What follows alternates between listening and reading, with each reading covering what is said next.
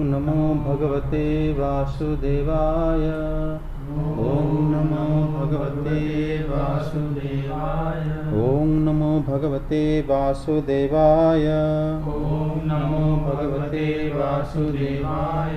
ॐ नमो भगवते वासुदेवाय। ॐ नमो भगवते वासुदेवाय।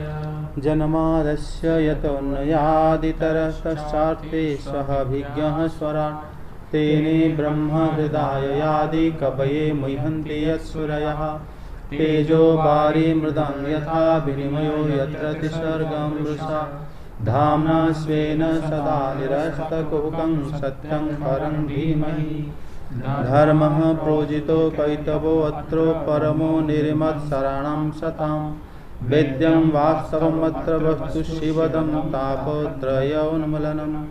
श्रीमद्भागवते महामुनिकृते किं वा पररीश्वरः सद्य हृद्यवरुधे अत्र कृतिभिः शुश्रूभिः तत्क्षणात्। निगमो कल्पोत्तरर्गलितं फलं शुकमुखादमृतद्रवसंयुतं पिबत भागवतं रसमालयं मुहुर्मुहुः रसिका भुवि भावुकाः।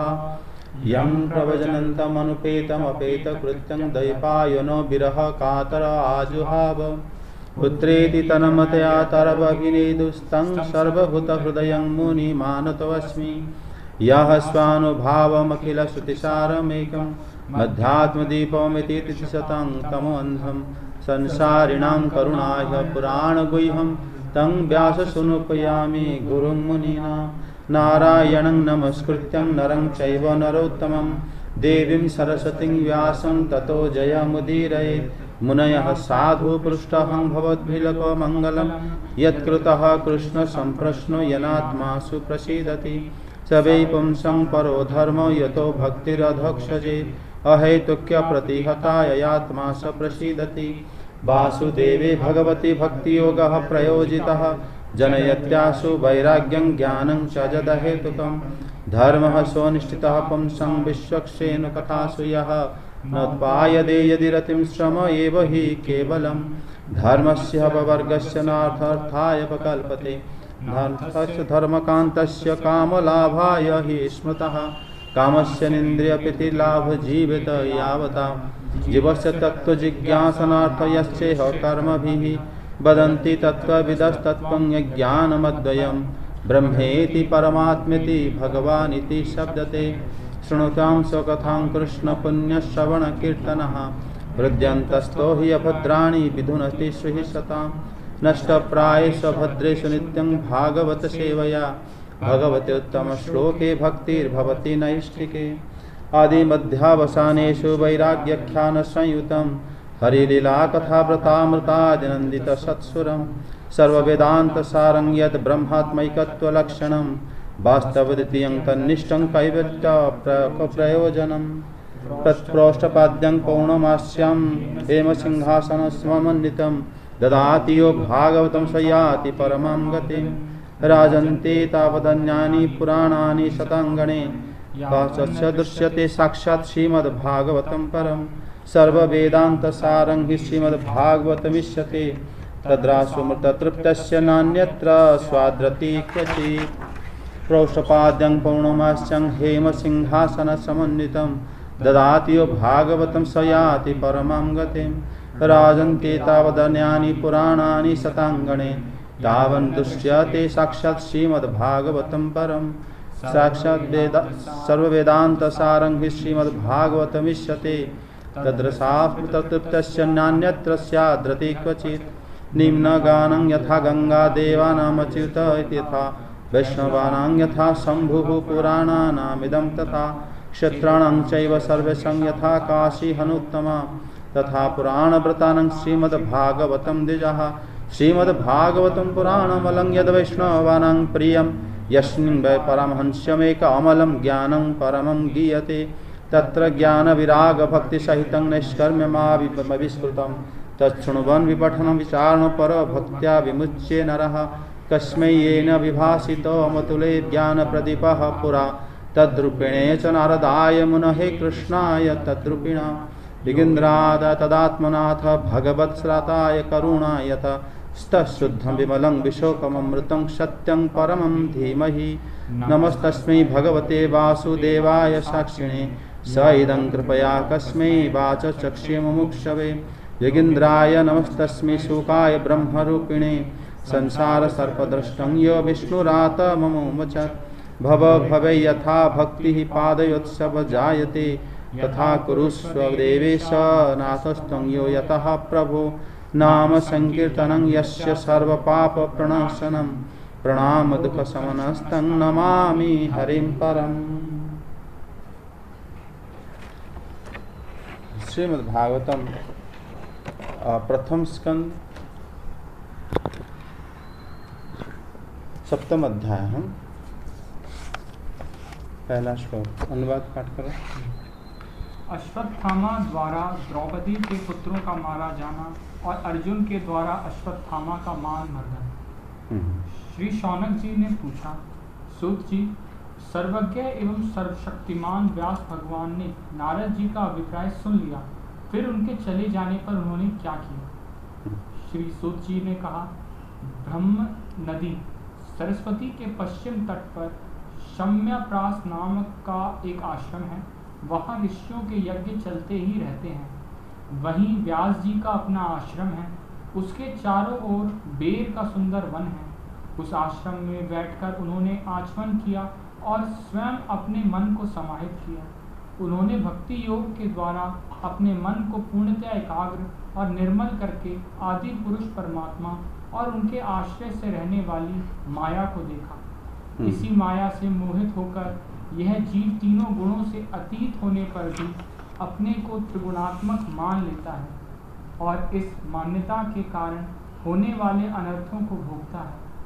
इन अनर्थों की शांति का साक्षात साधन है केवल भगवान की भक्ति योग, परंतु संसार के लोग इस बात को नहीं जानते। यही समझकर उन्होंने इस परमहंसों की संहिता श्रीमद् भागवत की रचना की। इसके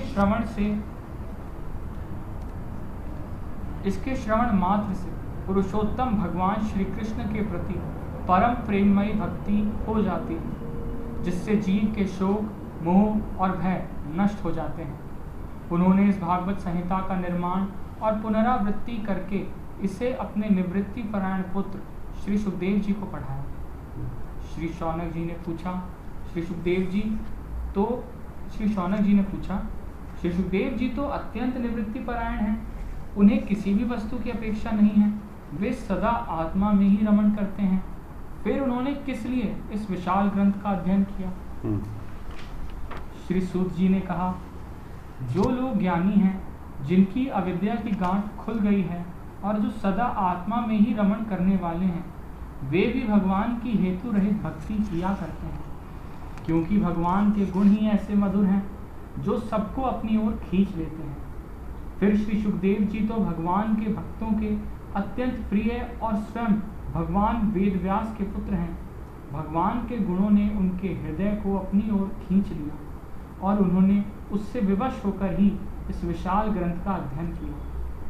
शौनक जी, अब मैं राजऋषि परीक्षित के जन्म, कर्म और मोक्ष की तथा पांडवों के स्वर्ग आरोहण की कथा कहता हूँ। हाँ, यहीं तक रखते हैं क्योंकि आगे फिर परीक्षित में अलग टॉपिक आ जाएगा, है ना। पहले इसी को समझ जाते हैं कि क्या जो है इस यहीं तक कहा गया है। ये जो पहले शौनक और ऋषि जो है ये प्रश्न करते हैं सूत गोस्वामी को कि हे सूत जी, भगवान बादरायण ने नारद जी के अभिप्राय को सुना, उसके पश्चात उन्होंने क्या किया? ठीक है, यहाँ पर जो है तद अभिप्रेतम श्रुत्वावान ततः नारद निर्गत स विभो किम अकरोत्। उन्होंने क्या किया, ये प्रश्न जो है शौनक ऋषि प्रश्न करे। शौनक ऋषि ने जो प्रश्न करे कि नारद जी तो यहाँ आए हुए थे, कहाँ पर? वेद व्यास जी के पास, और वेद व्यास जी को उनका अपना जो उद्देश्य बता दिए। नारद जी के जो उद्देश्य है कि भगवत भक्ति की प्रचार हो दुनिया में और आप उसके लिए प्रयास करो, वो उनको बता दिए। किनको? श्री वेद व्यास जी को। बोले कि उनका अभिप्राय जब उन्होंने सुने, फिर नारद जी चले गए। फिर उन्होंने क्या किया?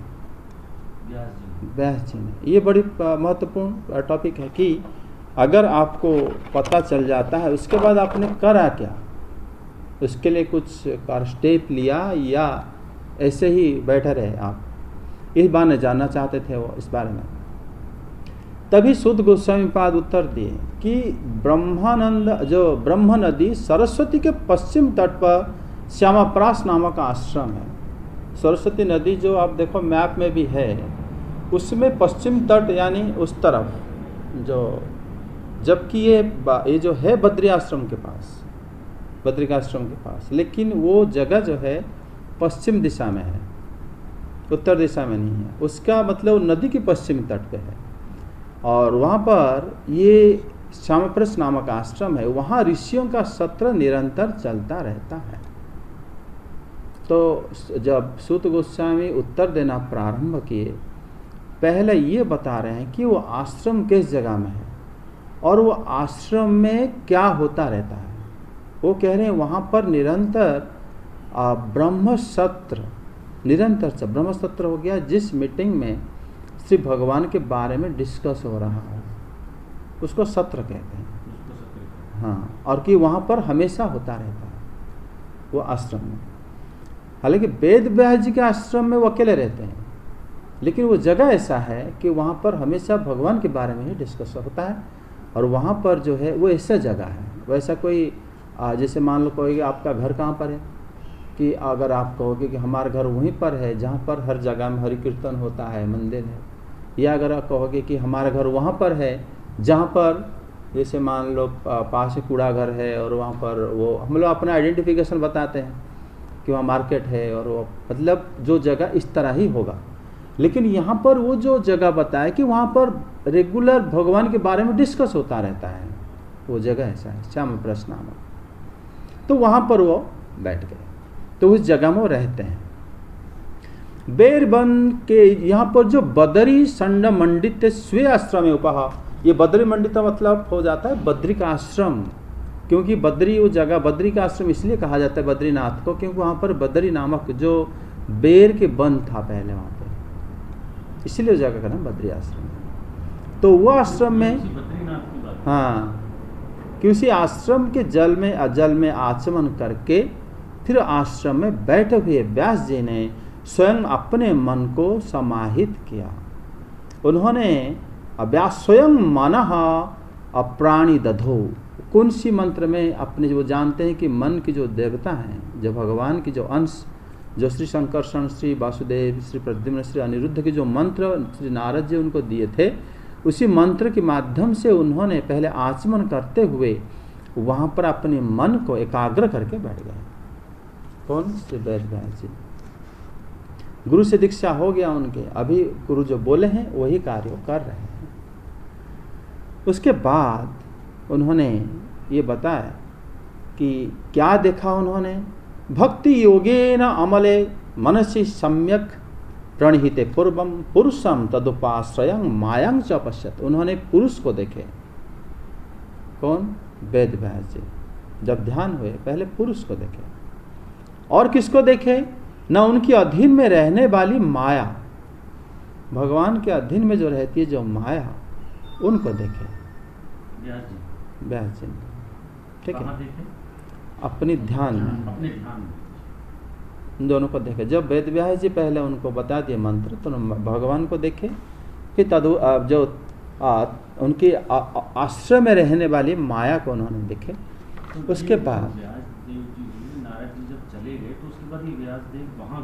नहीं, वहीं पर उसी जगह में आश्रम में आचमन लेके वहीं पर थे वो आश्रम में, सरस्वती नदी के पास। आपने ये भी बोला वो अकेले रहते थे। हाँ, अपने आश्रम अकेले थे क्योंकि वहाँ पर श्री नारद आए हुए थे। लेकिन वो जगह ऐसा है कि हमेशा वहाँ पर ब्रह्म की डिस्कशन होता है, आज भी होता है। अकेले रहते हैं तो डिस्कशन कैसे? मतलब वहाँ के आसपास जो ऋषि लोग रहते हैं वो सब ब्रह्म सत्र ही करते हैं वहाँ पर। वो एक ऐसी जगह है, वो जगह दूसरे ऋषि लोग वो जगह इस बारे में ही मतलब विख्यात है।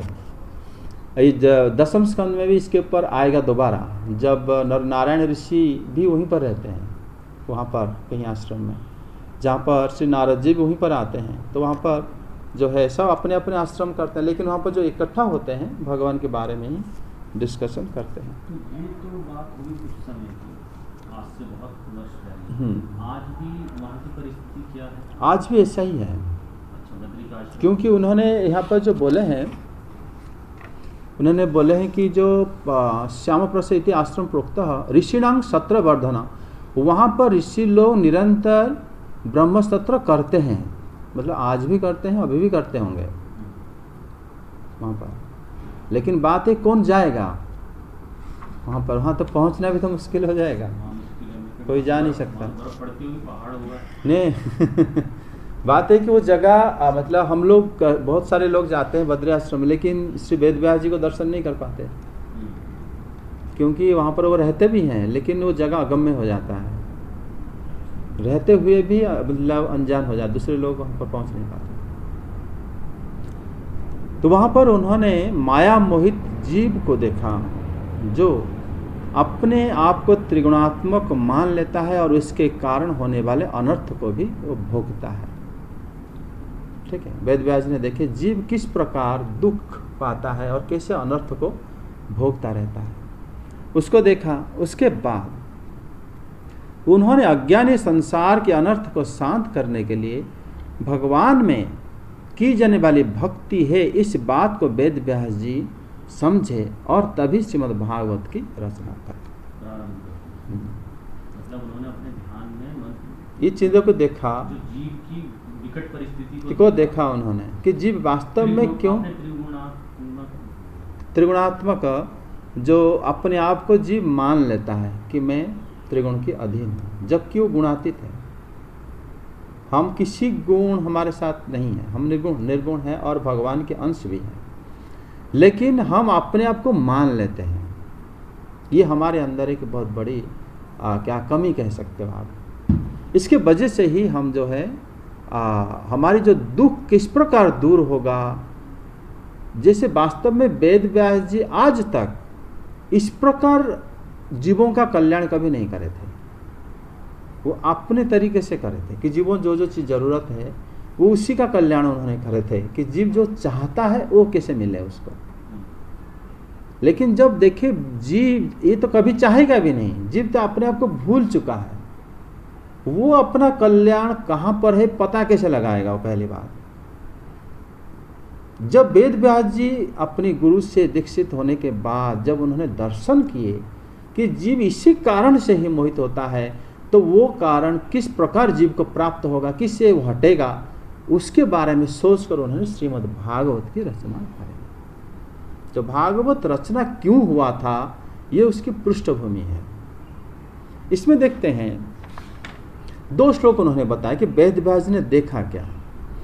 वेद व्यास ने दिखाया है कि उन्होंने आदि पुरुष परमात्मा और उनके अधीन रहने वाली माया को उन्होंने देखा। ठीक है, और देखा क्या, उस माया से मोहित होने के कारण जो जीव है अपने आप को त्रिगुणात्मक मान लेता है, उनको भी देखा। त्रिगुणात्मक मतलब जो सत्य गुण रजगुण तमगुण, जीव अपने आप को मान लेता है कि मैं ऐसा हूँ। इसको देखा, जब देखने लगे फिर इसी से देखता है जीव इसी कारण सारे अनर्थ को भोगता है, इसी कारण सारे अनर्थ को भोगता है जब वो ऐसा मान लेता है। तो अब देखो, जैसे मान लो मैं कहूँगा कि मैंने कल आपको देखा मतलब देखा था होता है, अतीत है। वास्तव में आपको मैं कल क्या देखा था, आपको मैंने आपको कल मिला था या देखा था, इस शब्द का अर्थ क्या है। मैंने आपको आप देखा था और आपके साथ जो आपके बेटा था या बेटी थी मैंने देखा था, इतना मैंने बोला। इसका अर्थ क्या है, मैंने जैसे यहाँ पर वेद व्यास जी बोले मैं, मतलब यहाँ पर शुद्ध गोस्वामी बोल रहे हैं कि वेद व्यास जी ने ध्यान लगा के भगवान को देखे और उनकी अधीनस्थ जो माया है उनको देखे। हरे कृष्ण। तो बताइए वहाँ पर क्या देखे उन्होंने।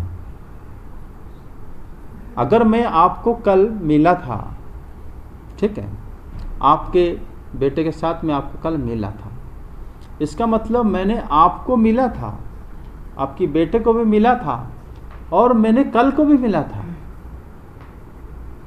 ये समझना चाहिए, मतलब मैं कल को भी देखा था, उस समय को भी मैंने देखा था। भले यहाँ पर वेद, यहाँ पर इसलिए जीव गोस्वामी पाद इसके बताते हैं, यहाँ पर जो अपश्यत है कि वेद व्यास जी ने श्री भगवान को और उनकी माया को देखा, इसका मतलब उन्होंने माया को और श्री भगवान को देखा था, इसका मतलब उन्होंने उस समय को भी देखा था। समय कौन होता है? काल। अगर मैंने कहा कि मैं आपको कल देखा था, इसका मतलब मैंने आपको देखा था और कल को भी देखा था, समय को भी देखा था। कल और आज में फर्क है। यहाँ पर काल को भी उन्होंने दर्शन करे थे, जो काल में हम लोग मोहित हो जाते हैं। काल जो होता है, समय समझते हो ना आप, कि जो समय असीम है उसको हम सोच भी नहीं सकते। और आप सोचोगे कि समय अभी है, कल अतीत कितने दिन पीछे अगर जाएंगे, कितना दिन तक जा सकते हैं हम लोग, तब भी समय विद्यमान, हमारी मतलब बुद्धि के परे हो जाएगा समय, है कि नहीं। भविष्य में अगर हम आगे सोचेंगे कि हम नहीं रहेंगे, आगे कितने दिन तक क्या रहेगा, तब भी समय रहेगा। तो उस समय को भी वेद व्यास जी ने देखे थे, और वो समय जब देखे थे, यहाँ पर जो ना अपश्यत पुरुषम, अपश्यत शब्द का अर्थ होता है देखे थे। वो देखे थे मतलब काल को भी देखे थे। और कैसे? पूर्वं मायं च तदनु, मतलब तदुप्रायश्रम में आ जाता है कि काल और माया उनके अधीन थे भगवान के, तभी उन्होंने उनको देखे थे। दूसरी बात यहाँ पर देखते हैं कि यया समोहितो जीवः परोपि आत्मनम त्रिगुणात्मकं मनुते तत्कृतम अनर्थ च अभिपद्यते। वो अनर्थ को भोगता है जीव। हम जो अनर्थ को भोगते हैं, तो वेद व्यास जी ने अनर्थ जीव क्यों भोगता है उसको दर्शन कर, तो पहले का दर्शन नहीं करे थे वो, पहले नहीं करे थे। पहले जितने भी पुराण उन्होंने लिखे थे, हमारी जरूरतों के हिसाब से लिखा गया है। लेकिन ये एक लौता पुराण है जिसमें वेद व्यास जी ने स्वयं देखा दुख का कारण क्या है, क्यों ये मनुष्य क्यों इतना ज्यादा अनर्थ को भोग रहा है बिना मतलब के, जबकि वो अनर्थ है, अनर्थ उसके स्पर्श भी नहीं कर सकता। आप देखो, अगर आप अभी जागृत अवस्था में हो, आगे तो और व्याख्या हो जाएगा। अभी जीव जो है त्रिगुणात्मक है, ये बात ने भी वेद व्यास जी ने देखा। और वेद व्यास जी ने ये भी देखा कि जीव दुख भोगता क्यों है, कर्म बंधन को भी देखा। ठीक है, मतलब वेद व्यास जी यहाँ पर जो है जब देखे कि जीव क्यों दुख भोगता है, और दुख अगर क्यों भोगता है देखे हैं, इसका मतलब कैसे दुख से हटेगा ये भी देखे होंगे। नहीं तो कैसे देखा कि वो उन्होंने दुख भोग रहा है।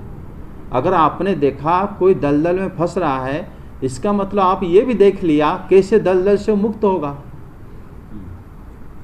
दलदल से जब नहीं फंसा था कहाँ पर था, ये तो आपने देखा होगा।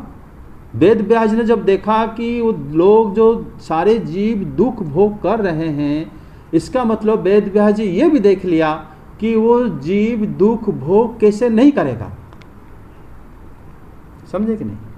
मतलब यहाँ पर वेद व्यास जी ने 5 चीज को देखे। एक तो श्री भगवान को देखे, माया को भी देखे, समय को भी देखे, और उन्होंने जीव की कर्म को भी देखे, कौन सी कर्म में बंध जाता है और कैसा कर्म करने से वहां से हट जाएगा। तभी ना वो लिख पाएंगे कि क्या करने से ये हट सकता है।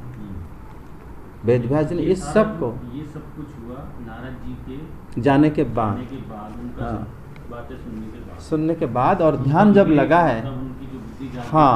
क्योंकि भागवतम जो है पहले भी, आप 10वें स्कंद में जाओगे, भागवतम एक जगह में कोई व्याख्या कर रहे थे, श्री बलराम जी उनको बद्ध कर दिया। क्यों? बलराम जी भगवान ने कोई भागवत व्याख्या करे, उनको बद्ध क्यों कर दिए? क्योंकि भागवतम तब प्रकाशित नहीं हुआ था। यहाँ पर देखो आगे बताया गया ना कि अज्ञानी संसार के अनर्थ को शांत करने के लिए जो भगवान की जो भक्ति है उसको उन्होंने भागवत संहिता में उन्होंने रचना करे। कौन? वेद व्यास जी। फिर आगे देखो बताया गया था कि उन्होंने अपने पुत्र को इसको संशोधन करके पढ़ाया। मतलब भागवतम पहले रचना हो चुका था, लेकिन वेद व्यास जी उसको थोड़ा करेक्शन करें कि ये ऐसा नहीं है भागवतम। तब जाके अपने पुत्र को उन्होंने पढ़ाया। उससे पहले जब उन्होंने बात भागवतम की व्याख्या करने जा रहे थे, तब भगवान बलराम ने उनको बद्ध कर दिया कि भागवतम वही प्रकाश नहीं हुआ है। किसका बद्ध कर दिया? एक के जो थे सूत गोस्वामी थे, इनके पिताजी थे, तो उनको बद्ध कर दिए थे कि भागवतम में प्रकाशित नहीं हुआ है। प्रकाश ये होगा, भागवतम को कहा जाता है समाधि भाषा। ठीक है, भागवतम को समाधि में भी एक भाषा होता है। ठीक है, जागृत आप जानते हो, अब जो जगे हुए हो, स्वप्न, फिर सुषुप्ति, फिर उसके बाद आता है समाधि अवस्था। समाधि का भी एक भाषा होता है, वो है भागवतम। उसी के वेद व्यास जी उसी तरह ही उसको रचना करें, और इसमें उन्होंने सभी दुख का विनाश इसीलिए हो पाता है, समझे।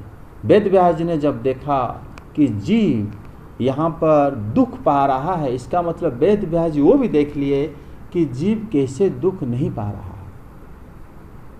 अगर मैं कहूँगा ये कितने उंगली है, आप कहोगे 2 है। आपको कैसे पता चला 2 है? क्योंकि इसके अंदर जो शून्य स्थान है, आपने इसको भी देखा है। अगर इसके अंदर शून्य स्थान नहीं होता तो ये 1 उंगली दिखता। अगर इसके अंदर शून्य स्थान है तब ये 2 दिख रहा है।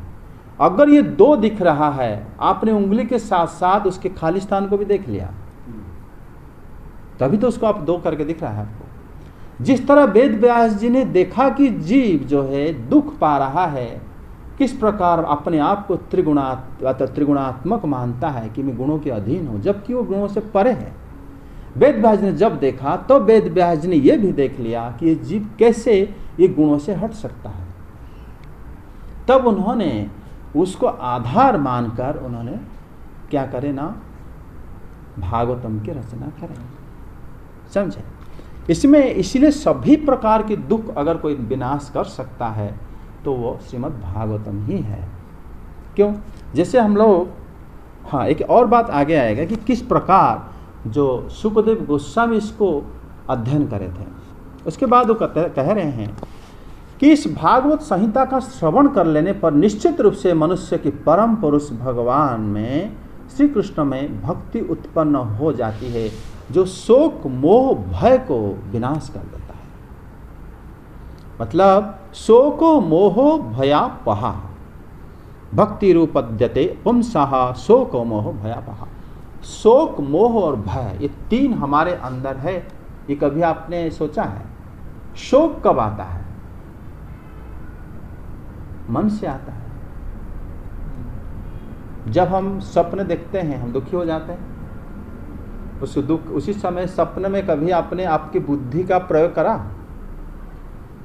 सपने के अंदर कभी हम अपने दिमाग लगा के वहां से हट पाते हैं, या जो दिखाया जाता है उसी को देखने के लिए मजबूर हो जाते हैं? हम लोग मजबूर हो जाते हैं। मतलब स्वप्न होता है मानसिक स्थिति, वहाँ बुद्धि काम नहीं करता है, बुद्धि जागृत अवस्था में रहता है। हम जो जगे हुए हैं, हमारे बुद्धि हमारे साथ है, हम उसको क्या कर सकते हैं ना, अपनी बुद्धि के हिसाब से काम कर सकते हैं, बदल सकते हैं। लेकिन जब स्वप्न देखते हैं उस समय हम सिर्फ देखते हैं, जो है वो हमें दुखी है तो दुख को देखना पड़ेगा, सुख है तो सुख को देखना पड़ेगा, भोगना पड़ेगा। जितने लंबा स्वप्न क्यों ना हो, जैसे आप जग जाते हो वो स्वप्न हट जाता है कि नहीं हट जाता? सारे दुख एकदम चला जाता है। उसी प्रकार संसार में कितना भी दुख क्यों ना हो, अगर आप जग गए, समझ गए, आप जागरूक हो गए, तो कोई दुख आपके पास नहीं आ सकता। इसलिए कहा गया है कि सब प्रकार के दुख को नाश कर देता है। यहाँ पर देखो उन्होंने बताया कि भक्ति रूपत उत्पद्यते पुंसः शोको मोह भयापहा। शोक जो है मन से आता है, मन से उत्पन्न होता है, हम दुखी हो जाता है मन से, वो चला जाता है। बुद्धि से हमारा क्या आता है ना, मोह आता है। मोह के कारण हम बुद्धि से हम निश्चय करते हैं कि हम जब हमारा अपना किसी को कष्ट होता है, हमें बड़ा कष्ट होता है, क्योंकि मोह है कि नहीं? मोह के कारण ही हम दुख आता है। दुख का कारण वो नहीं है, ना हम है, दुख का कारण मोह है। समझे कि नहीं? जैसे कई बार यहाँ पर बता चुका हूँ मैं आपको, अगर हम देखते हैं कोई अनजान बंदा को कोई मार रहे हैं तो हमें कोई दुख नहीं होता, उल्टा हम खुश होते हैं। हम जो नाटक में देखते हैं टीवी में, कोई मार रहे हैं, किसको पीट रहे हैं, हम खुश होते हैं। अगर मान लो हम अपना कोई मार रहा है, अपने बंदे को कोई मार रहा है और हम देख लिए, हमारे आंख में आंसू आ जाता है, आता है कि नहीं? लेकिन जो लोग को, जो उनको नहीं जानते, उनको मजा आता है देखने में, है ना? तो ये दुख हमें जो आया है, क्यों आया? ये दुख हमारे अंदर है या उसके अंदर है? वो दुख हमारे अंदर है। ये मोह के रूप में हमारी बुद्धि में घर बना के रहा हुआ है। जैसे ही हमारे अपने जन को, किसी को दुख होता है तो हमें बड़ा कष्ट हो जाता है। ये होता है मोह। जैसे धृतराष्ट्र को मोह था, ठीक है ना? तो मोह होता है, आपने देखा, शोक होता है कहाँ से? मन से। और मोह होता है बुद्धि से, ठीक है? और जो आता है भय, भय क्यों होता है? अहंकार से भय होता है। भय, श्रुति कहता है कि द्वितीयादो भयं भवति। भय जो है अहंकार के कारण ही भय आता है। अगर हम मानते हैं कि मैं हूं अमुक, वो है दूसरा, तो हम उससे डर रहेंगे। जब दूसरा ही कोई नहीं है तो भय किस बात का होगा? जैसे कहते हैं कि श्री कृष्ण किसी को डरते नहीं, वो भय नहीं करते कभी। उनके लीला में हम पढ़ेंगे आगे, हाँ, उसमें वो कभी भयभीत नहीं होता है। क्यों नहीं भयभीत होते? क्योंकि द्वितीयादो भय, मतलब जो जानता है कि कोई दूसरा है तब ना डरेंगे। जो जानते हैं कोई नहीं है मेरे अलावा दुनिया में, तो डरेंगे किसको? वो समझे कि नहीं? और जो ज्ञानी पुरुष ये भी जानता है कि भगवान के अलावा दुनिया में कुछ नहीं है, वो भी नहीं डरता, निर्भय रहता है। जैसे प्रहलाद जी, वो कभी भी डरते नहीं थे। उनके पिताजी इतने सारे उनको कष्ट देने के प्रयास कर रहे थे, लेकिन कभी नहीं भयभीत हुए। क्यों? क्योंकि वो जानते हैं कि मैं दुनिया में अकेला है, वो भगवान है और कोई नहीं है, हर जगह मोही है, ठीक है? तो अहंकार से हमें भय आता है। तो ये तीनों ही हमारा चला जाता है, मतलब समाधि अवस्था। अगर देखो तो जागृत होता है, हम जो जगे हुए हैं अपनी बुद्धि से काम करते हैं। जब सो जाते हैं मन से काम होता है। जब समाधि आता है अहंकार से काम होता है। उसने जब मतलब जब सुषुप्ति आता है, समाधि में हम भगवान की भक्ति करते हैं। जब समाधि में पहुंच जाते हैं सब कुछ छूट जाता है। कभी आपने ऐसा अनुभव किया कि जब आप मतलब स्वप्न देखा या अभी जगे हुए हो, आप जब स्वप्न देखते हो, आप जो उठते हो, आप तब बोलते हो कि मैंने ये सपना में देखा, ठीक है? जिस समय आपका शरीर आपके साथ नहीं था। जब आप और ज़्यादा सुषुप्त में चले जाते हो, सांसारिक लोगों को सुषुप्ति अवस्था तब समझ में आ जाता है। सुषुप्त अवस्था में हम जो उठ के बोलते हैं कि मैंने ऐसा नींद सोया कि मुझे पता ही नहीं चला कि क्या हुआ था दुनिया में, हालचाल भूल जाते हैं सब कुछ। मतलब उसी समय हमारा मन भी नहीं रहता, हमारा बुद्धि नहीं रहती, हमारा शरीर नहीं रहता, कुछ नहीं याद, होश नहीं रहता है ना? अगर वो कहता है कि जब मैंने गाढ़ नींद में सोया था, इसका मतलब ये हो गया, अगर वो सोया हुआ था, वो फिर बता कैसे रहा कि मैं सोया हुआ था? इसका मतलब जीव सोया हुआ नहीं था, वो साक्षी था। वो देख रहा था कि मेरा शरीर, मेरा इंद्रियां, मेरा अहंकार, मेरा बुद्धि, मेरा मन सब सोए हुए हैं। तभी तो हम जग के बोलते हैं कि भाई आज ऐसा नींद हुआ था मुझे कि मेरा कुछ भी होश नहीं रहा था। अगर तुम बोल पाते हो, इसका मतलब तुम वहां पर क्या कर रहे थे? तुम अगर सो जाते तुम्हें तो होश नहीं रहता, लेकिन तुम्हें तो होश है। तुम खुद कह रहे हो कि मैं सोया हुआ था, इसका मतलब हम नहीं सोते। वो होता है जीव, जीवात्मा नहीं सोता कभी भी। शरीर सो जाता है, शरीर हमारी बॉडी सो जाता है। फिर अगर और ज़्यादा गाढ़ नींद आ गया, बुद्धि, मन, इंद्रियां सब सो जाएंगे। अहंकार भी सो जाएगा, लेकिन आप नहीं सोओगे। आप इसका मतलब अमर हो। जानते हो, जो आदमी मरने से 1 मिनट पहले तक भी उसको नहीं लगेगा कि मैं मर रहा हूं, क्यों? उसको लगता है मैं अमर हूं। ये भाव उसके अंदर कहां से आया? कहां से आया? क्योंकि वो अमर है, इसीलिए आता है उसके बाद। लेकिन फिर हम क्यों ऐसे मोहित हो? मोह, शोक, मोह और जो भय है हमें इस संसार में बांध के रखता है। समझे? जो शोक है, हम अपने आप को बांध देते हैं। कि और बात सुनो, हम लोग जान लिया हम लोग अमर हैं, इसलिए हमें कभी मरने की बात हम सोच भी नहीं पाते। लेकिन मोह के कारण हम मर जाते हैं, दुख आता है, शोक होता है ना? शोक, मोह आदि। आप देखो, और हम पवित्र भी हैं, परम पवित्र हैं। जब हम अपने आप को बड़े पवित्र मानते हैं, है ना, नहा धो के हम जब भगवान के ध्यान करते पवित्र हो गए। लेकिन देखो, जब शरीर से अगर बाल हम काटते हैं, हम नहाते हैं, क्या पवित्र हो गए? जब हम टॉयलेट वगैरह जाते हैं, फिर हम अपवित्र हो गए, भाई नहा लो। जिसे टॉयलेट के लिए कि आप घूम रहे हो तब आप पवित्र हो, क्योंकि तब तक हम मानते हैं उसको। लेकिन जब आपसे अलग हो गया, आप अपवित्र हो गए। समझे कि नहीं? जब आप नाखून काट लिए, नाखून आपसे अलग हो गया, तो आप अपवित्र हो गए। मतलब आप पवित्र भी हो, क्योंकि जीवात्मा पवित्र होता है, क्योंकि पवित्र भगवान के अंश है। और जीव जो है अमर भी है, पवित्र भी है। जब तक वो अपने आप को हम मानता रहता है, वो अपने पवित्र मानता है, क्योंकि हम पवित्र हैं।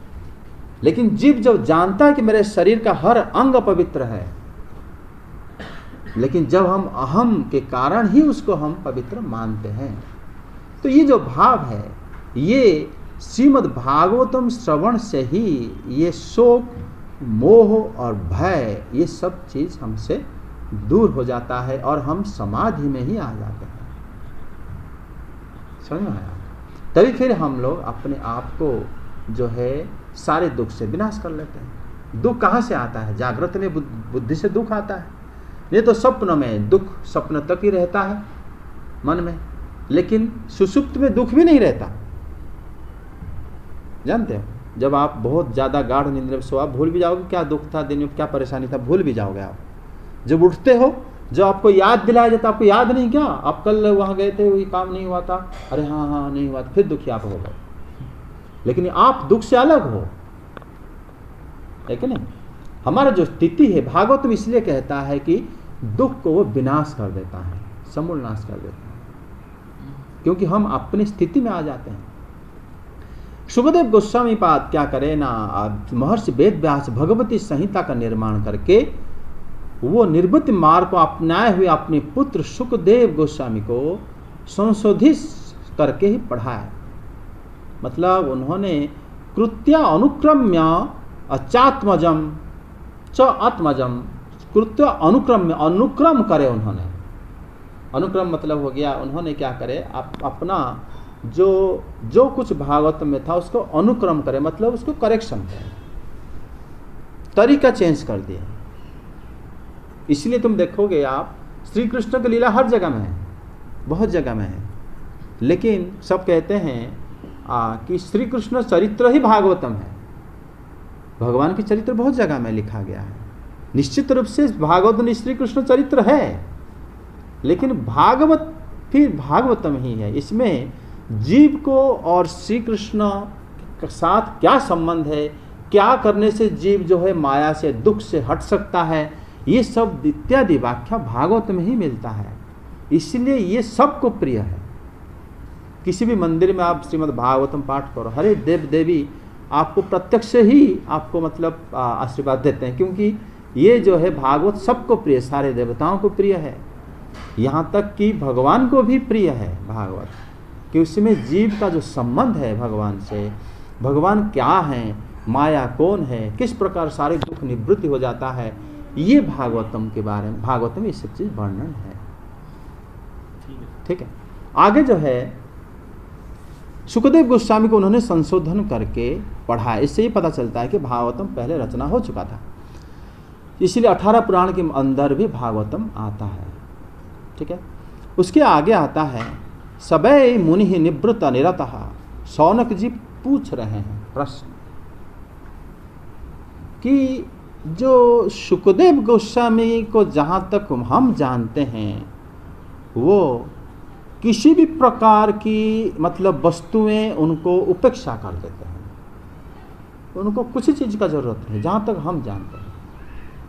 फिर वो आत्मा में रमण करते रहते हैं। फिर किस लिए इस विस्तृत संहिता का अध्ययन किया? सबय मुनि ही निवृत्ति निरतः सर्वत्र प्रेक्षक आत्मरामः कस्य वा हेतु हो एतान बृहति संहिताम समभ्यत। वो किस कारण से इसको अध्ययन करें?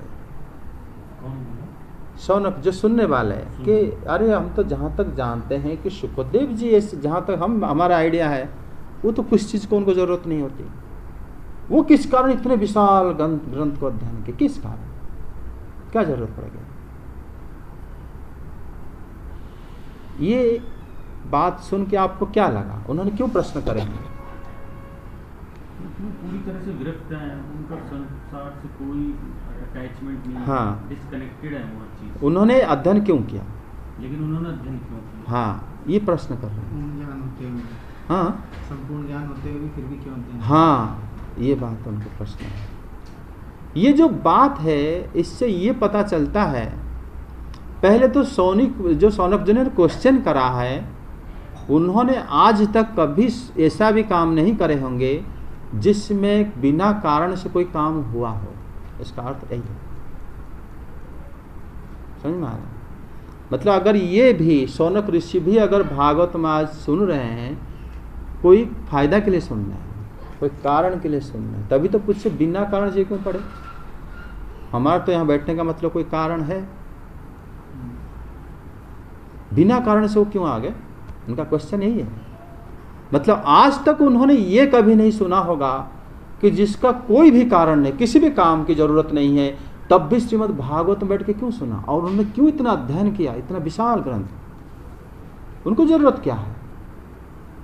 इसका मतलब क्या यह हुआ कि जिसको कोई जरूरत नहीं होता, क्या वो भागवतम सुनता है या नहीं सुनता है? अगर मान लो कोई भागवतम सुना पढ़ा, लोग पूछेंगे भाई क्या क्या जरूरत पड़ेगी तुम्हें, क्या कोई मुश्किल में मुसीबत में हो क्या? यही प्रश्न करते हैं लोग। और क्या मतलब उनको कोई जरूरत है क्या तुम्हें?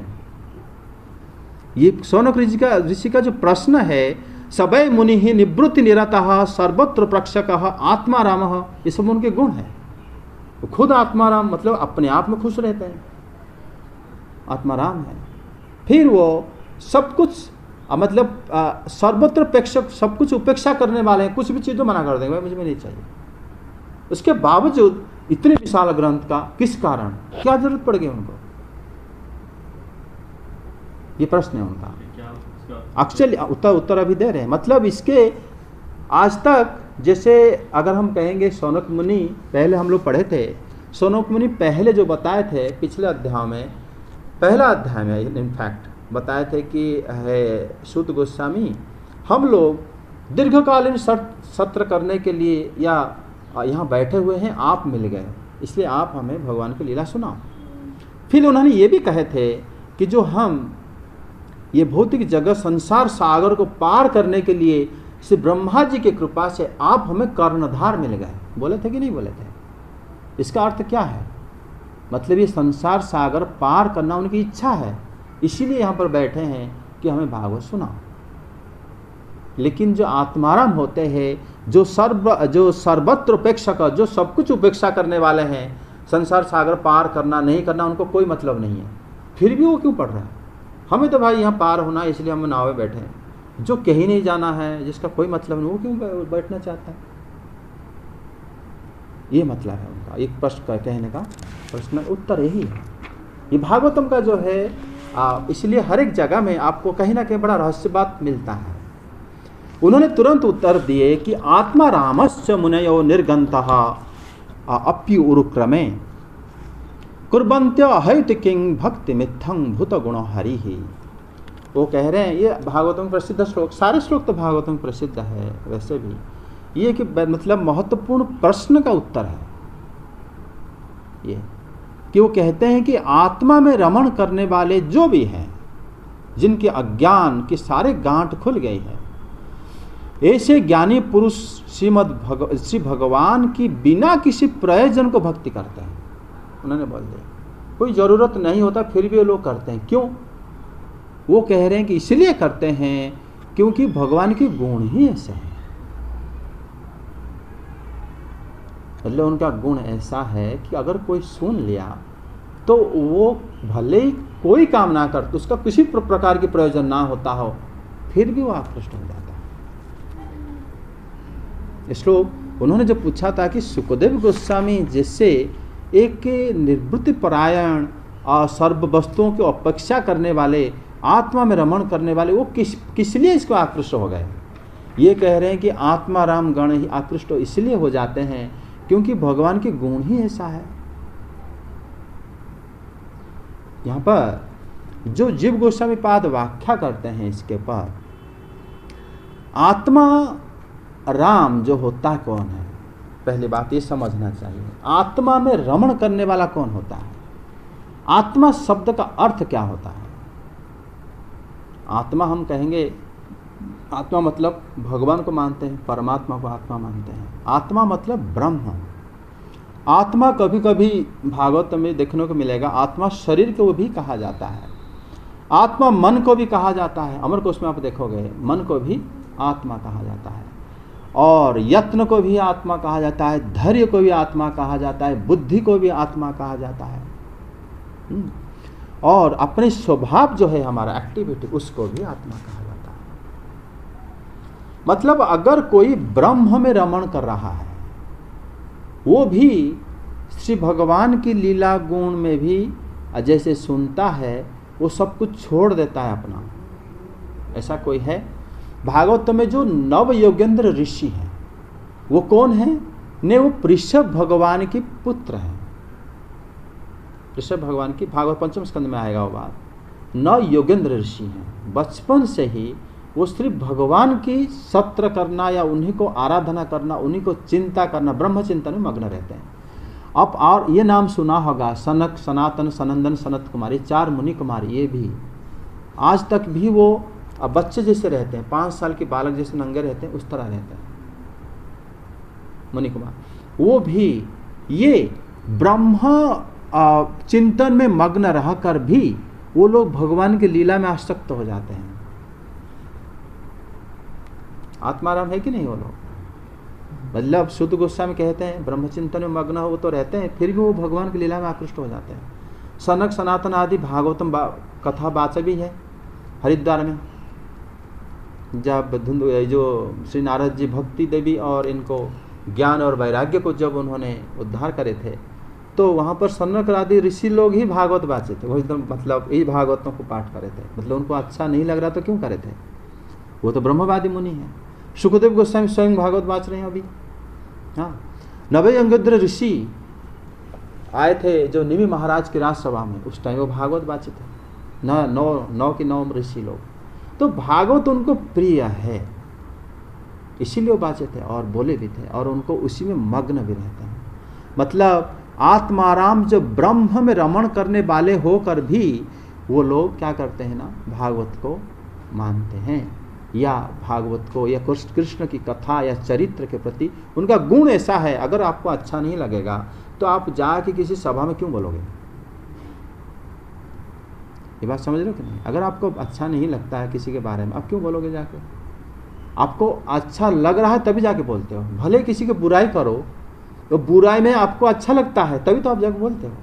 मतलब ये लोग भगवान को अच्छा लगता है तभी वो जाके बोलते हैं, कहीं भी जाते हैं। ये अच्छा लगना ही उनके एक गुण है। तब कहते हैं कि ब्रह्मवादी होकर नहीं करते क्या? तो बोले हाँ करते हैं। दूसरा उन्होंने बताया कि शरीर, अगर आत्मा का अर्थ शरीर भी मान लेते हो, आत्माराम, तो शरीर में जो रमण करने वाले हैं, शरीर में रमण कौन करता है? कौन अपना शरीर को मुख्य मानता है? ब्राह्मण लोग। बातें हम ब्राह्मण हैं, हम ये वेद मतलब या यज्ञ करने वाले हैं, होता है, अधर्यु हैं, उद्गाता है, हम सब कुछ करते हैं, हम ब्राह्मण हैं। आप देखो भागवतम में जो याज्ञिक ब्राह्मण थे वो लोग भी श्री कृष्ण की लीला गान अपनी पत्नियों से सीखे। उनकी पत्नी लोग जो है यज्ञ पत्नी ब्राह्मण की पत्नी थे, वो लोग कोई वेद अभ्यास करने के लिए ना कोई गुरुकुल गए थे, वो तो शादी हो गया उनका बस। और उनके हस्बैंड लोग जो है वो तो वेद अभ्यासी हैं, सब संस्कार जानते हैं, सब कुछ मानते हैं। वो लोग यज्ञ आदि कर रहे थे। श्री कृष्ण और श्री बलराम जी और उनकी सखा और श्री कृष्ण वो जब पास जंगल में गोचारण कर रहे थे तो उनको खबर हुआ कि पास में यज्ञ हो रहा है। मथुरा के ब्राह्मण वहाँ पर आके जंगल में वृंदावन के वन में हवन कर रहे थे। तो सखा को श्री बलराम जी भेजे कि जाके बोलो कि श्री कृष्ण हैं और वो लोग अभी निकट में क्या ना गोचारण कर रहे हैं, आप उनको जितने भी आप सेवा कर सकते उनके लिए भेजो। ये जाके जब यज्ञ जो कर रहे थे वो मतलब स्वाहा स्वाहा कर रहे थे, उनको जाके बोले श्री कृष्ण बलराम जो है, श्री बलराम जी और श्री की आज्ञा है और उन्होंने ऐसे ऐसे बोले हैं। और उन्होंने बात को सुन के अनसुना कर दिए, भेज दिए। ये लोग आ गए। फिर भगवान ने बोले कि उनके पत्नियों को जाके बोलो यज्ञ पत्नी। तो उन्होंने आके उनकी पत्नियों को बोले। तो पत्नी लोग तुरंत कोई मतलब श्रृंगार कर रहे थे, कुछ काम कर रहे थे, जब सुने कि उनके सखा लोग बोल रहे हैं कि श्री बलराम श्री कृष्ण मतलब निकट में हैं और चाहते हैं कि हम उनकी सेवा करें, तुरंत वो लोग क्या करें, अपने जितने भी सब यज्ञ की सामग्री बना हुआ था हवन के लिए वो सब कुछ लेके खुद स्वयं लेके गए, वो भी माथे में रख के भगवान के पास जाके उनको पास रखे, सारे सखाओं के साथ उनको पूजा करें भगवान को। जब देखे श्री कृष्ण और श्री बलराम जो श्री बलराम के साथ खड़े हुए हैं और सब लोग उनको दर्शन करके कृत्य हो गए। और वहाँ पर भगवान उनको बहुत आशीर्वाद भी दिए कि जन्म जन्म जो है ये लोग उनके रहेंगे, सेवक होकर रहेंगे, ये वही मांगे थे। और यहाँ तक घर जाना नहीं चाहते थे, कौन, जो यज्ञ पत्नी। लेकिन जब भागवत में वर्णन है ये बात 10वें स्कंद में है, उसी समय तो तब तक और ज़्यादा आप लोगों को क्लियर की करके समझा जाएगा। जब उन्होंने वापस आए, ये उनके जो पति लोग जो यज्ञ कर रहे थे उनको ये बात पता चला कि ये भगवान श्री कृष्ण और जो भगवान की पूजा करने लोग आए हुए थे और यज्ञ की सामग्री लेकर वहाँ पर जितने भी मुनि ऋषि आए हुए थे सब इनको धन्य धन्य करें। और उनकी पति जो है उनके पत्नियों के लिए ये श्लोक कहे हुए थे कि ना ये लोग कभी मतलब गुरुकुल गए ना कुछ सीखे, फिर भी इन्होंने हमारी जो मालिनी है, जो लोग हमारे घर में फूल देने आते हैं, उनसे श्री बलराम श्री कृष्ण के बारे में सुन सुनकर ये लोग इतने बड़े भक्त हो गए। आज जब यज्ञ के जो कर्ता हैं, सारे यज्ञ की जो भोक्ता हैं, उनको ये लोग पहचान लिए, हम नहीं पहचान पाए। और ये जाके उनको पूजा करके आ गए सारे यज्ञ। मतलब ये उनके पत्नियों को सामने जाकर मतलब जैसे इनका हाल ऐसे हो गया था कि आप लोग हमें श्री कृष्ण की भक्ति दान करो।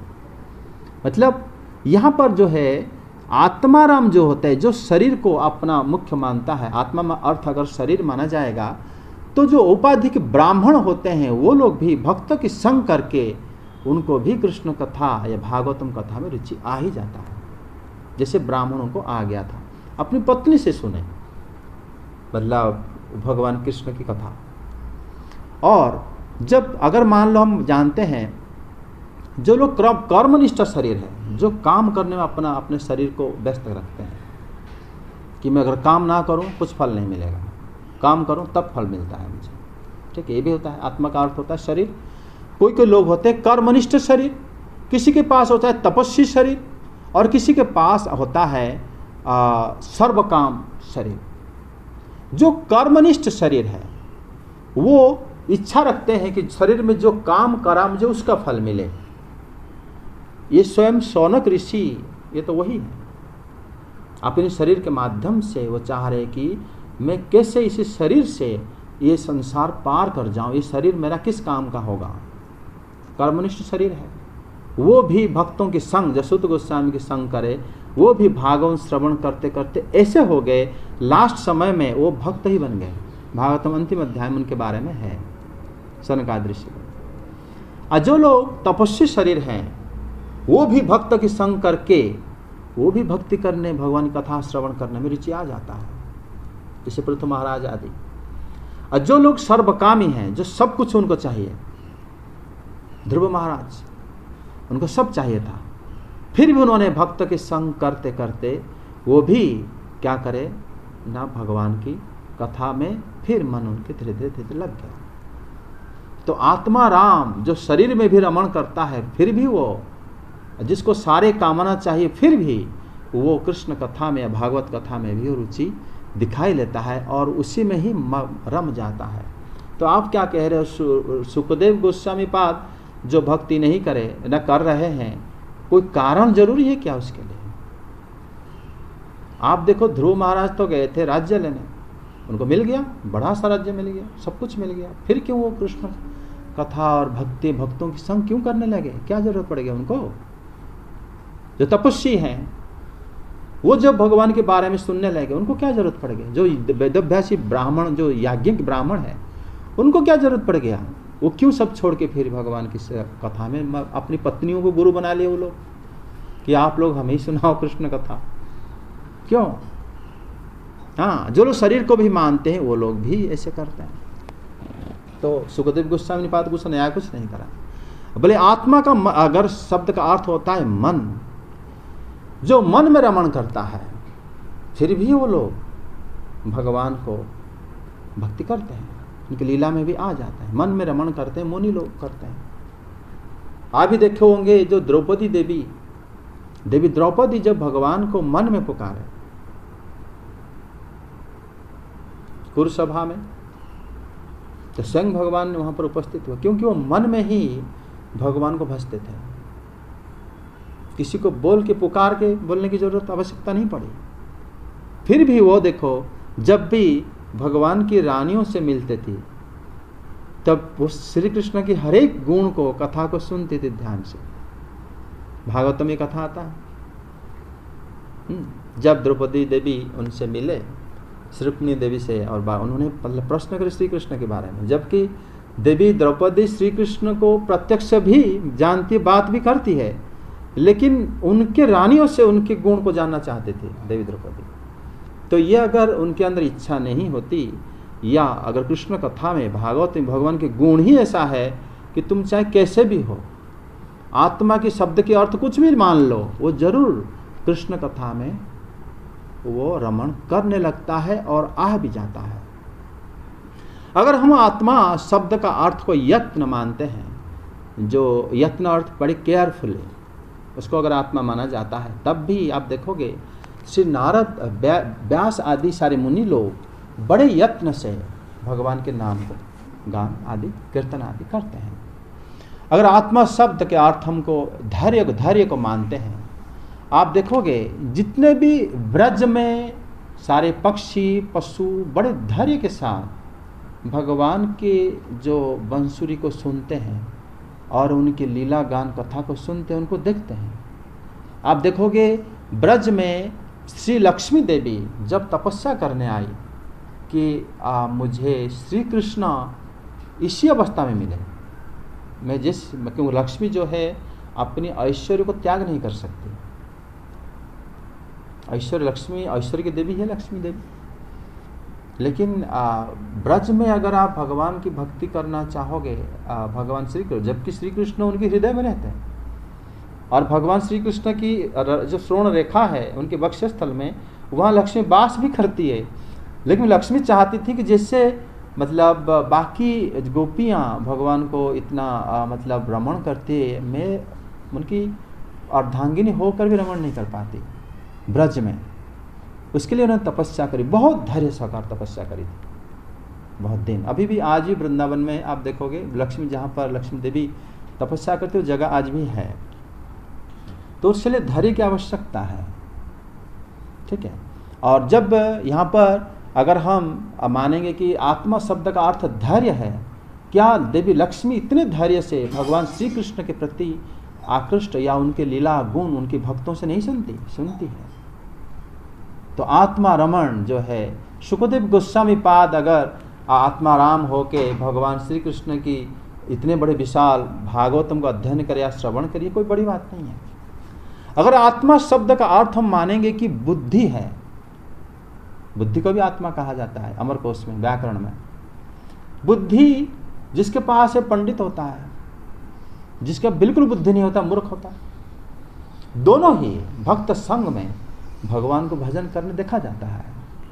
जब भगवान बताते हैं कि अहं सर्वस्व प्रभवो मत्त सर्वं प्रवर्त, मैं हर जगह में रहता हूँ, हर जगह में मैं वास करता हूँ इत्यादि जो श्लोक भगवद गीता में बताए हैं, ये पंडित लोगों का आकृष्ट करता है। पंडित लोग हर जगह में भगवान को देखने का प्रयास करते हैं, ज्ञानी होते हैं।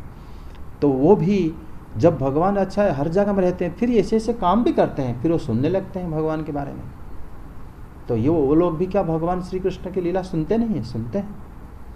तो कि ये आत्मारमण होकर भी भगवान की बात सुनते हैं कि नहीं सुनते हैं? सुनते हैं। तो फिर आत्मा शब्द का अर्थ अगर हम स्वभाव मानेंगे, भगवान की भजन करते करते स्वभाव को लोग छोड़ देते हैं। समझे कैसे?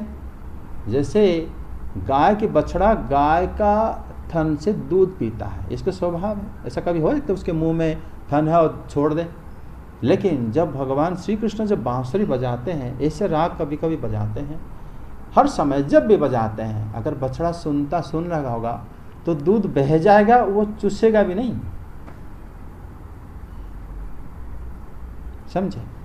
जो यमुना की जो जल है वो बहता जाता है, लेकिन जब श्री हरि जब बांसुरी वादन करते हैं, ऐसे देखा जाता है कि जल अपना जो धर्म को भूलकर वो रुक जाता है और जैसे ठोस बन गया हो। अगर उसके ऊपर कोई चल के जाए तो चढ़ के चला जाएगा, वो उस समय वो डूबेगा भी नहीं। समझे? जब गोवर्धन गिरिराज गोवर्धन जब सुनता है बांसुरी, तब वो भूल भी जाता है कि मैं पत्थर हूं। वहां पर अगर बछड़ा खड़ा है कि भगवान श्री कृष्ण खड़े हैं तो पिघल जाता है और उनका दब जाता है, उनके निशान हो जाता है भगवान की पैरों की। तो ये स्वभाव अगर आत्मा है, क्या जो स्वभाव जिन जिन के पास है, क्या वो लोग श्री हरि श्री कृष्ण की भजन नहीं करते? करते हैं। श्री सुखदेव गोस्वामी करे, इसमें नया क्या है? क्योंकि उनके गुण ऐसा है कि इस प्रकार हर कोई जो है उनके प्रति आकृष्ट हो ही जाता है। अगर हम आत्मा शब्द जो है, ये जितने भी शब्द के अर्थ आपको बताया है वो गोस्वामी पाद वर्णन करे हैं विशद। आप अगर चैतन्य चरितामृत हम भी पढ़ेंगे आगे, तो वहाँ पर जो है कविराज गोस्वामी पाद इसको वर्णन करे हैं कि आत्मा रामश्च मुनयो निर्गंथ अपि उरुक्रमे। आत्मा रावण होकर भी वो लोग भगवान श्री कृष्ण उरुक्रम, तो उनका काम ऐसा होता है कि वो भक्ति मिथंग भूत गुण हरि, अहेतु की भक्ति वो लोग करते हैं। अहेतु का मतलब बिना हेतु के, कोई कारण बिना। अहेतु की भक्ति किसको कहोगे? जिस भक्ति में किसी प्रकार की कोई हेतु ना हो। हेतु कहां कहां से आता है? कारण कहां से आता है? आप कभी सोचा है कि अगर आप भगवान श्री कृष्ण की भक्ति करने के पीछे क्या क्या कारण हो सकता है?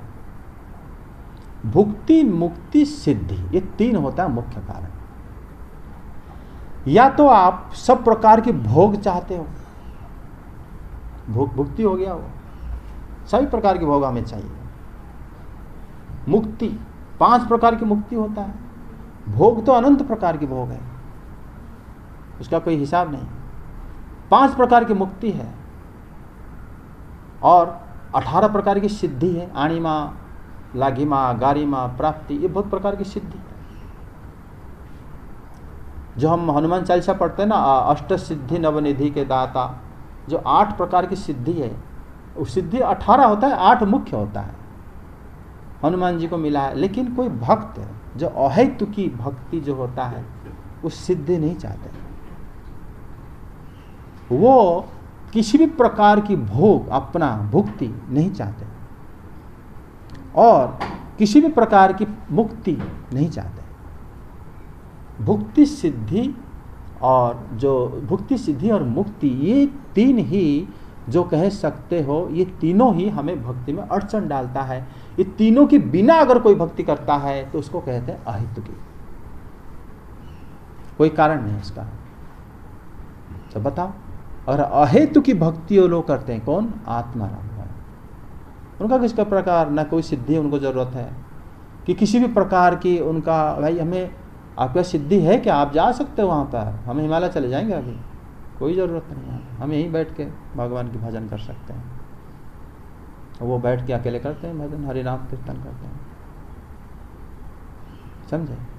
भक्त जो है किसी भी प्रकार की उनको ये तीनों चीज़ उनसे हट जाता है, भुक्ति मुक्ति सिद्धि, ये जो है हटने की वजह से ही वो लोग अहेतु की भक्ति कर पाते हैं। और ये भक्ति कैसे? ये भक्ति होता है 10 प्रकार की भक्ति उनको वो लोग करते हैं भगवान से। पहले तो साधना भक्ति, जो साधन भजन करके भगवान को भक्ति करना। दूसरा होता है भक्ति जो शांति भक्ति, प्रेम भक्ति में आता है, शांत रस में भगवान से जुड़ जाते हैं। कोई दास्य में जुड़ जाता है, कोई सख्य में जुड़ जाता है, कोई वात्सल्य रस में जुड़ जाता है, कोई माधुर्य प्रेम में भगवान के प्रति जुड़ जाता है। समझे? शांत रस होता है मुनि रंग, जो सनकादि ऋषिवृंद जो भगवान से ही मतलब भगवान की स्तुति आदि करके, भगवान के चरण में जो तुलसी आदि भगवान के लीला गुण आदि करके भगवान की भक्ति करते हैं प्रेम से, वो होता है शांत रस। दास्य रस होता है जो हनुमान जी जो दास्य और मतलब भाव से भगवान की सेवा करते हुए भगवान की भक्ति करते हैं। सख्य हो गया जैसे सुदामा सुबल आदि भगवान की सखा के रस में भगवान के साथ जुड़ जाते हैं।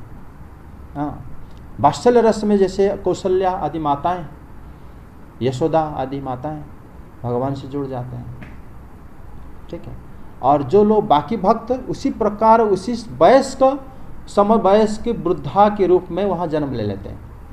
अगर आप भगवान से वात्सल्य रस में जुड़े हो, आप उसी ब्रज में जैसे जितने भी माता यशोदा की सहेलियां हैं वो भी श्री कृष्ण को वात्सल्य रस से भक्ति करते हैं। भगवान सबको माताएं बुलाती हैं और सबके गोदी में बैठ जाती हैं, तो वो भी वात्सल्य रस की रसिक हो जाते हैं। माधुर्य रस में जो है पहले आते हैं स्वकीय माधुर्य। स्वकीय माधुर्य होता है भगवान से जो शादी करते हैं, विवाह करते हैं, उनकी पत्नी रुक्मिणी आदि। हाँ, एक होता है परकीय माधुर्य। परकीय माधुर्य में जो उसका भी अलग अलग प्रकार की है। एक होता है जो कन्यका, जो कात्यायनी व्रत, जो भगवान के छोटे छोटे बालाएं जो भगवान श्री कृष्ण को जब भगवान छोटे भी थे तब भी उनको प्राप्ति करने की इच्छा से व्रत आदि करते थे। कात्यायनी व्रत जो वो भी कन्यका होते हैं, वो भी परकीय माधुर्य है। और आते हैं देवी, जितना देवताओं की जो कन्याएं हैं वो भी भगवान श्री कृष्ण से जुड़ते हैं कि हमें भी जो रासलीला में जैसे देवताओं की जो कन्या है वो भी ब्रज की कन्या के रूप में जन्म ले लेते हैं ब्रज में, तो वो भी भगवान श्री कृष्ण से जुड़ते हैं। जैसे और श्रुति और मुनिचारी वो लोग भी जुड़ते हैं। श्रुति मतलब जितने प्रकार की वेद की, शायद श्रुति जानते हो श्रुति क्या होता है? सारे उपनिषद वो सब जो है एक एक देवी है, वो भी जन्म लेती है। ठीक है। और जितने भी मुनि है जब श्री राम को दर्शन करे थे दंडक वन में, वो भी भगवान श्री कृष्ण से जुड़ने के लिए वो भी जन्म ले लेती है। ये सब जो है जो भगवान से जुड़ते हैं। और बाकी ललिता विशाखा आदि जो उनको मुख्य माना जाता है परकीय भाव में नित्य प्रिया, तो इस प्रकार जो है वो भगवान से जुड़ जाते हैं। और वो जब जुड़ते हैं भगवान से इस प्रकार आकृष्ट होते हैं कि उस समय ये नहीं कहेंगे कि मैं हमारे घर में ये सामान चाहिए इसलिए मैं भगवान से भक्ति करा, या मुझे इस प्रकार मुझे हमारा मतलब शरीर चाहिए इसलिए मैं भक्ति करा। किसी प्रकार के भोग, किसी प्रकार की मुक्ति, किसी भी प्रकार की कामना या आप कह सकते हो भुक्ति सिद्धि के लिए वो भक्ति नहीं करते हैं। जो ब्रज की गोपियाँ, क्या हम कहते थे कि मुझे इस प्रकार सिद्धि दो हे कृष्ण, हम भक्ति आपको कर रहे हैं? नहीं। तो सुखदेव गोस्वामी पाद उनके प्रति इस प्रकार गुण उनका है, जैसे इतने लोग सारे आकृष्ट हुए हैं उनके प्रति बिना कारण के। हनुमान जी का क्या स्वार्थ है? भगवान के लिए वो जो सारा काम करते हैं और खुश रहते हैं। वो ये कहते हैं कि प्रभु मुझे ऐसे वरदान दो कि मैं दास हूँ, ये हमेशा मेरे भान रहे, मेरे याद रहे, ये वरदान मुझे चाहिए। तो वो सब जो भगवान से जुड़े हुए कितने बड़े बड़े संत हैं, हनुमान जी आदि, वो फिर क्यों उनको फिर अगर वो लोग जुड़े हुए भगवान से, तो सुखदेव गोस्वामी पाद बिना कारण से भक्ति कर दिए। तो इतने लोग बिना कारण की तो भक्ति कर रहे हैं भगवान को। कोई क्या कारण उनके पीछे है? क्या कि वो कुछ चाहते हैं? वो भगवान से कुछ नहीं चाहते। तो सुखदेव गोस्वामी पाद भी उसी प्रकार आत्माराम है, क्योंकि भगवान के गुण ही ऐसा है, तो उनको लोग बिना कारण के आकृष्ट हो जाता है और भक्ति भी करने लगता है। तो इससे श्री हरि के जो गुण हैं उससे प्रेम करने वाले महाज्ञानी महर्षि जो बादरायण है, वेद व्यास जी हैं, अपने पुत्र को ये ग्रंथ को अध्ययन कराया। ये महत्वपूर्ण है कि अपने पुत्र को उन्होंने क्यों कराया? क्योंकि वो अपने पुत्र को जानते थे। नित्यं विष्णु जनप्रियः, जो कि हमेशा भगवान के भक्तों के प्रिय है उनके पुत्र, तो उसको पढ़ाना चाहिए ना, तब वो जगत की कल्याण होगा। और जिसको कुछ चाहिए उसको क्या बताओगे? उसको आप क्या दोगे? वो तो अपना स्वार्थ, मतलब अपना स्वार्थ देगा, भाई मुझे तो इतना पहले मुझे लेना है। वो क्या जगत दो को बांटेगा? लेकिन जिसको कुछ नहीं चाहिए, मेरा पुत्र जो है ये सारे भक्तों का प्रिय है, सारे भक्त भी इसको प्रिय मतलब लगते हैं, तो इसको सिखाना जरूरी है। तभी उन्होंने सिखाए थे, जिसके बल मतलब फल स्वरूप आज हर किसी के पास श्रीमद् भागवतम आ पाया, अन्यथा नहीं आ पाता। समझ में आ गया? यहीं तक उन्होंने पाठ करा था आज। और कोई क्वेश्चन इसके पर? समय भी हो गया। में आपने बोला ना कि उन्होंने अपने मन में ध्यान में देखा कि जीव दुख पा रहा है, तो ये जीव की डेफिनेशन में क्या क्या कवर होता है? जीव की डेफिनेशन में उन्होंने जीव को जो देखा, जो कि दुखी हुआ था, तो उनको ये लगा ये जीव है। तो जीव जो है उसमें जीव में क्या क्या चीज कवर होती है? जीव शब्द में किस किस को जीव माना जाता है? जीव कौन कौन? मनुष्य ही जीव है क्या? हाँ, मनुष्य जीव है। सिर्फ मनुष्य नहीं, सब लोग जीव हैं। मतलब श्री कृष्ण को छोड़ के और उनकी माया, उनके बीच जो थे सब जीव ही थे, और वही लोग दुखी थे। श्री कृष्ण तो परमानंदमय है, और जो माया है, माया के प्रति जीव आकृष्ट हो रहा है, श्री कृष्ण के प्रति आकृष्ट नहीं हो रहा।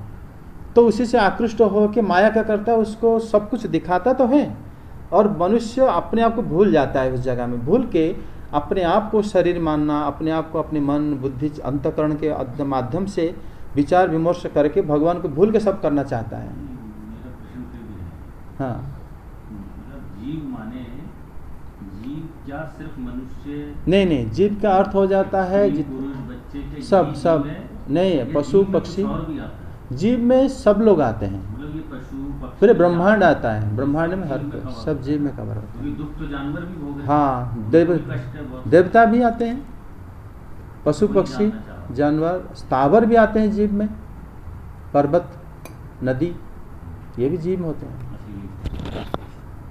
और लोग का जो जीवन मिलता है वो एक ही जगह पड़े रहते हैं। क्यों आप देखोगे पर्वत को भी कभी कभी मतलब जो देवराज इंद्र, उनके पंख काट दिए थे और वो उड़ते थे।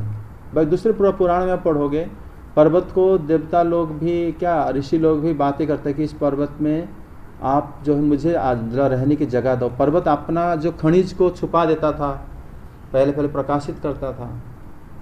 पर्वत के अंदर अगर कोई चीज़ छुपा हुआ है, कोई ढूंढ सकता है क्या उसको? नहीं ढूंढ पाएगा, वो खुद उसको निकाल देता है। जब हम पढ़े पृथ्वी महाराज के राज्य हुआ था, ध्रुव महाराज के राज्य, वहाँ पर क्या ना पर्वत जो है अपने अंदर जो रत्न से छुपा हुआ था प्रकाशित कर दिया था ताकि लोग ले और आराम से रहे। और आप जो बता रहे हो बिना किसी कारण के, कोई तो कारण होगा, ऐसे कैसे पॉसिबल? रस होगा, किसी रस के लिए होगा, भगवान की खुशी, आनंद, वो कारण आनंद ही है। वो यही एक्सप्लेन कर रहे हैं कि उनको कुछ नहीं चाहिए था फिर भी वो कर रहे फिर कर रहे थे, क्योंकि यही एक आनंद का मार्ग है। कल्याण। वो आनंद है, आनंद का कारण नहीं होता। बट वो रीजन हुआ नहीं, आनंद रीजन नहीं पाता, आनंद स्वाभाविक हो सकता है अपना। ये तो वो कोई तो कारण होगा जो कारण है वो कारण तो है आनंद। अभी कह रहे हो आनंद भी एक कारण हो सकता है। आनंद कारण कैसे हो सकता है? अगर तुम्हारा स्वभाव आनंद है तो फिर इसको कारण नहीं मानेंगे ना हम लोग। कारण किसको मानते हैं? जो तुम्हारे अंदर है नहीं, तुम उसको एडॉप्ट करते हो, उसको कारण कह सकते हो। ठीक है, जैसे घड़ा का कारण मिट्टी होता है, उससे वो बनता है। ठीक है, और जैसे हमारा शरीर को पंचभूत का कारण भी नहीं मानते, शरीर को पंचभूत का कारण भी नहीं मानते। क्यों? ये पंचभूत ही है। ये जैसे शरीर को हम जला देते हैं जब मृत्यु समय में, वो सारे पंचभूत अपने अपनी जगह निकल जाते हैं। ठीक है, इसका एक मात्रा इकट्ठा होकर शरीर जैसे दिखता है हमें। ठीक है, आत्मा का स्वभाव क्या है? आत्मा का स्वभाव आनंदमय है। कैसे? आपको सिखाया जाता तभी आप आनंद में मत बोलो, आप खुद अपने आप में विचार करके देखो। आत्मा जब जब आप आत्मा के करीब हुए हो, आप आनंदित हुए हो। जो लोग समाधि में बैठते हैं, मुनि ऋषि लोग, आप देखा होगा उनको मिट्टी वगैरह उनके शरीर में मतलब बना देते हैं, ढेर बन जाता है, फिर भी उनको पता ही नहीं चलता वो क्या कर रहे थे। पता ही नहीं चला। पता तो तभी तो पता नहीं चलता जब अगर ज़्यादा आनंदमय स्थिति में रहते हो, तब तो पता नहीं चलेगा। अगर कष्टमय स्थिति में होते तो पता नहीं चल जाएगा। समझे कि नहीं? आप देखो, जब हम गाढ़ निद्रा में भी उठते हैं, हम लोग आनंद लगता है, अच्छा लगता है, जबकि हम पता भी नहीं कि हम क्या खाए थे, क्या कहाँ पर क्या होता, कल सो गए, फिर भी हमें अच्छा लगता है। क्यों? हम हल्का सा आसपास हो जाते हैं, हमारी जीवात्मा की स्थिति में पहुंच जाते हैं हम लोग। तो जीव का स्वभाव आनंदमय है। आनंदमय स्वभाव होने के कारण वो जीव अगर अपनी स्थिति में, मूल स्थिति में आ जाता है तो भगवान के प्रति आकृष्ट हो जाता है, क्योंकि वो आनंदमय है। इसलिए किसी को सिखाया नहीं जाता। समझे कि नहीं? ऐसा नहीं कि आपको सिखाया जाएगा कि आप ये शरीर नहीं हो। तो आप जैसे मान लो जब स्वप्नम जगत में आप जब जाते हो, उस समय में शरीर को छोड़ के जाते हो, फिर आप जगते हो। सुषुप्ति अवस्था में आप अपने शरीर को भी भूल जाते हो, मन को भी भूल जाते हो, बुद्धि को भी भूल जाते हो, तब भी आप रहते हो। तब आप ये समझ जाते हो कि मैं इस सबसे अलग था, अभी तो मैं जगा। अगर तुम अलग हो, फिर तुम हो कौन? कौन सी स्थिति है तुम्हारी? इसको कोई विचार करके देखो, अपनी बुद्धि लगाओ, तब समझ में आ जाएगा। हमारी स्थिति ही आनंदमय है, इसीलिए हम लोग आनंद रहते हैं। सॉरी, हम लोग जो है भगवान के जो मूल, जैसे भक्ति विनोद ठाकुर के लिखे हैं जैव धर्म, जीव का धर्म क्या है, वो बताते हैं। जीव अगर अपनी मूल स्थिति में आ जाएगा, वो भगवान के प्रति आकृष्ट हो जाएगा, उनके भक्त हो जाएगा। लेकिन जीव क्या करता है ना, मूल स्थिति में नहीं है, इसीलिए उसको अलग अलग चीज़ दिखता है कि हम वो करूँगा, वो करूँगा, वो करूँगा, क्योंकि अपने आप वो खुद को बांध के रखा है। बहुत जगह में अपने आप बांध के रखा है, मोह में, शोक में, भय में। तो फिर अगर आप खुद बंधे हुए तो कैसे आपको आकृष्ट लगेगा? भगवान के प्रति आकृष्ट नहीं आएगा। सिर्फ हम तो दूसरों की उदाहरण सुन सुन के हमें थोड़ा लगता है चलो हम भी आकृष्ट हो जाते हैं, आगे हो सकता है कि अच्छा होगा। सुखदेव गोस्वामी ने ऐसे करा, उनको जब भी कोई जरूरत नहीं थी वो भी आकृष्ट हो गए भगवान की लीला में। वेद व्यास जी उन्हीं को ही एकमात्र योग्य समझा, नारद जी ऐसे करते। तो ये सुनते क्यों है भागवतम? इसीलिए सुनने से फल मिलता है कि हमारे अंदर जो है कहीं ना कहीं के क्या कहते, प्रेरणा बन जाता है।